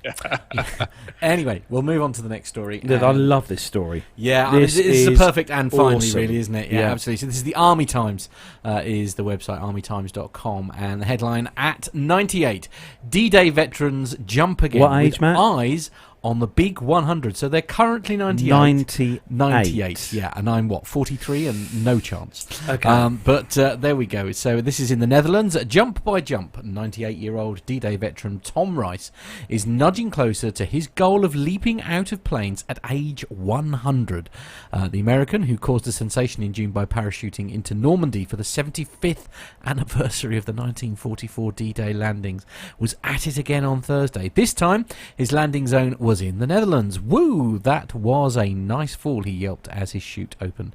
Strapped to a younger parachutist who steered their canopy, Grice jumped as part of commemorations for the massive landings of airborne Allied troops in September 1944.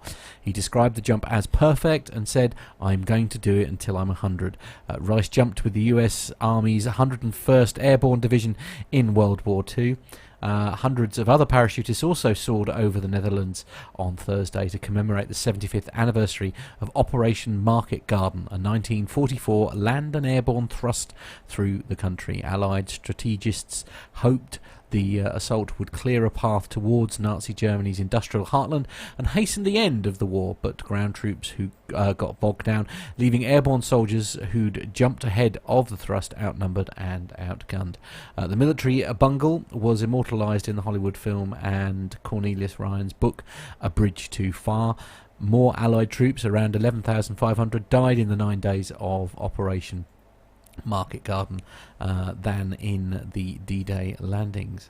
It's an incredible story. I'll just see if I can, as I say, there's some fantastic photos here which I shall try and 90, pop up I mean, for you. you know, I mean, I for one certainly hope that he does make his dream. So do I. Of making the 100. 100. And he certainly seems sprightly and fit there, doesn't he? I mean, I can't see any reason why he wouldn't make it to 100. We need to know his bloomin' secret Yeah. for staying that kind Well, of, yeah, absolutely. at 98. Apparently an army career at some point. Yeah, which that's sort of probably true. you and I are screwed. Yeah. Armando's going to live till he's 1,000, but you know. But I no. still won't be jumping out of airplanes. Yeah, really? Have you not done it? No, Armando's done it. No, I've done it twice. Right. And Okay. Megan wants me to go next time she jumps. She wants me to jump out with her, but Okay. that'll depend if I'm on the roster to fly the airplane or not. Otherwise, it's going to be expensive. Yes, absolutely, and probably not recommended. Certainly. Yeah. I say Dr. Steph does it on a daily basis, I think. She, Well, yeah, there jumping is out that. of- Not again, not so much on the commercial airlines. She tends to sort of wait No, till it no. lands, really. Yeah. You know, but there we are. It is what it is. Isn't that nice, Nev, though? Huh? 98. Oh, brilliant. Yeah, really, really good story. And yes, he's a very enthusiastic gentleman, isn't he? He certainly is. As I say, he's putting the rest of us to shame, let's be honest. Oh, good on him. I hope he does get to the 100 mark. And, absolutely. Couldn't jump agree out. more. Yes. Indeed. So that's where we bring the military segment to a close for this week. Hope you all enjoyed those stories. And indeed the show. Yes, that's where we're going to start to wrap up this week's show. Don't forget, we'll be back next week with Probably just as well, another because my laptop's just crashed again. with so- another with another instalment from Big and Hill next week. I think Matt. We'll leave it up to Matt to choose which interview we play out next week. Oh, the agony of choice. I know, we'll leave it up to you. And I'm sure Armando will probably have another great segment from Reno as well to come up next week. So don't forget, you can catch us on the interweb, all the w's.planetalkinguk.com. If you click on the website, you can also click on the link to take you to the store and grab yourself one of our P2K t-shirts, which we've had some good reviews on, so Yes, thanks for that. absolutely. And grab yourself a t-shirt, click on the links, and they get sent off via me. I go to the Yes, post office indeed. and send them off straight Yes, away. Absolutely. So it's podcast@planetalkinguk.com is the email address. And as Carlos said, it's the website, www.planetalkinguk.com. Nev, what are you up to this week? Anything exciting? Let me think.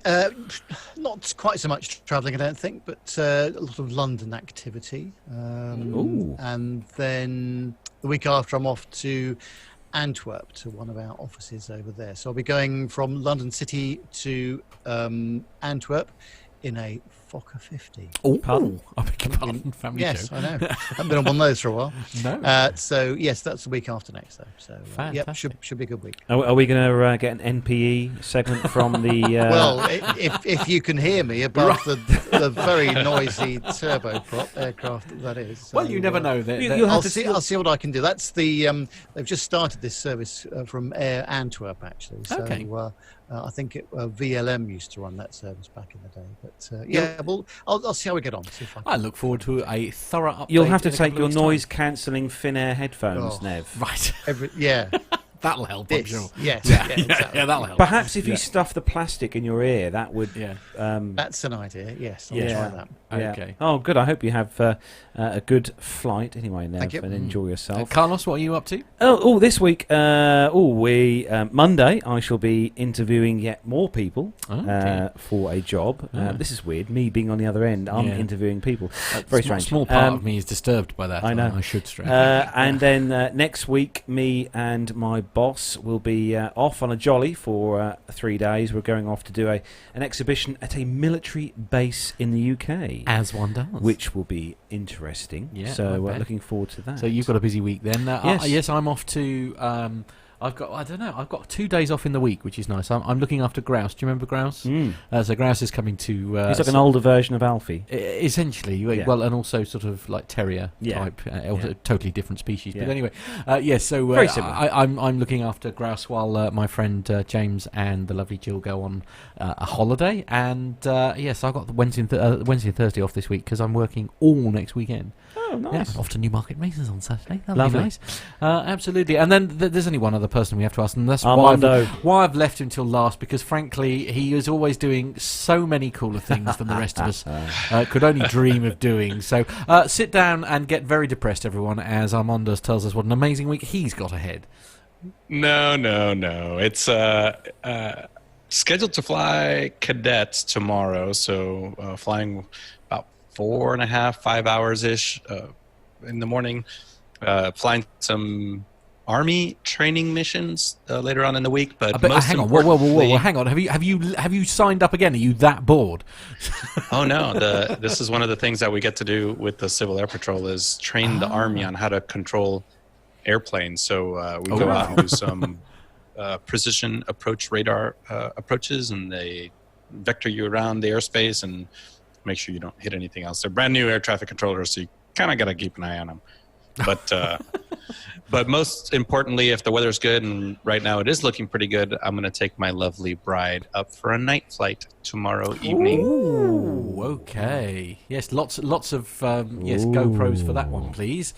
That sounds amazing. Well, we can put GoPros, but I don't know that you'll be able to see anything. So They work at night, right? Not really work. Okay. Well, all right, forgive me then. Yeah. Well, what is the bonus of why a night flight then? If you're not going to be able to see anything, it's fun. What? Oh no! So the cameras won't be able to see anything. But one of my favorite things to do is get up in the air, turn all of the lights off inside the airplane, and just stare at the stars. And it's the coolest thing when you can just kind of pull the power back a little bit, make the airplane quiet, and then you just feel like you're floating in space because there's no horizon. So I suppose So cool. God, Armando, So the rest of good. us men here are absolutely screwed when you're pulling tricks like that. Seriously. well, you're perfectly safe. I'm very well taken. So Yeah, I know, but you're making the rest of us look awful. well, go get a pilot's license, Matt. Oh. Yay! Now that I'd love Right, to see. yes, okay, I'm off. Yeah. I know. So Nev, I don't know how you're feeling after that. I mean, mind you, I don't suppose the lovely Auntie Sue would be too fussed about something like that. That's her idea. No, that wouldn't be her idea of a good time. No, indeed. Absolutely. But I'd quite like it. Yeah, absolutely. That's true. Oh well, maybe Armando can take you up and sort of stare lovingly into your eyes while. Nice. Lovely. I was just gonna say, Nev, if you make it over to Charlotte, I'll take you up in the air. We'll get a bottle of champagne, and I'll, close the curtain, and you can there we are. enjoy the airplane. where's the Patreon music when you need it? Yeah, absolutely. Where's the dirty music? Yeah, absolutely. Oh dear. So that is where we are going to wrap up episode. Oh, there we go. 287 of the Plain Talking UK podcast for this week. Don't forget to join us next week for another show, and we're going to say a big thanks, not to forget all the people who have joined us tonight in the YouTube chat room to watch the live show. Thank you to everyone who's joined us. Also, Dr. Steph has dipped in as well, so hello to you, Dr. Steph. She's planning on jumping out of aircraft when she's 105. Right. Apparently. Okay. Yes. So that's good. Yeah, and she's about the only one who's going to live long enough, probably, to do that. So it's just look, it's the carry-on addition to the family. This is what we love to. Right, that's it. And Also, He's So, just far too adorable. a It's time big to go. thanks to everyone who listens to the audio version of the podcast. Thanks for downloading the show. And don't forget, if you do download the show via iTunes, please do give us a little bit of feedback on iTunes, because that helps to promote the show on iTunes and people to find the show. Yep. So give us a little star rating on there. That'd be Indeed. lovely. Once again, for any feedback in general, if you've got any ideas or Audio feedback? or suggestions about how we can sort of, because we want to keep moving the show forward, make sure that you're hearing from us what you want to hear. Yeah. Get in touch, podcast@planetalkinguk.com. That's podcast@planetalkinguk.com. If you want to get in touch with our various hosts privately, independently, for want of a better word, then it's our various names and then at planetalkinguk.com. So that's it then for episode number 287. Have a fantastic One of weekend. these days, we'll wrap up the show really quickly. Stop butting in. Saying goodbye for 10 minutes now. Fantastic weekend with whatever you're doing across the globe. Take care, everyone. Stay safe, and see you next week. So from me and Matt here in the PTUK studios, and from Nev and Armando in their respective studios, everybody say goodbye. Have a good weekend. See you. Bye.